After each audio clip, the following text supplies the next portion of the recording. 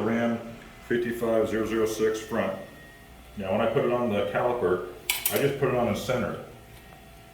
Both arms, I just center it, and then I put on one clip at a time. And that clip will come right to this edge right here. So that edge right there will meet the edge of the caliper arm, and it's right up against the casting. And then as we go to the other side, it'll be exactly the same thing, just all the way on, and it pretty much bottoms out right like that. So this bend is right in their tangent with the end of the arm, and it's hitting on the casting at the same time.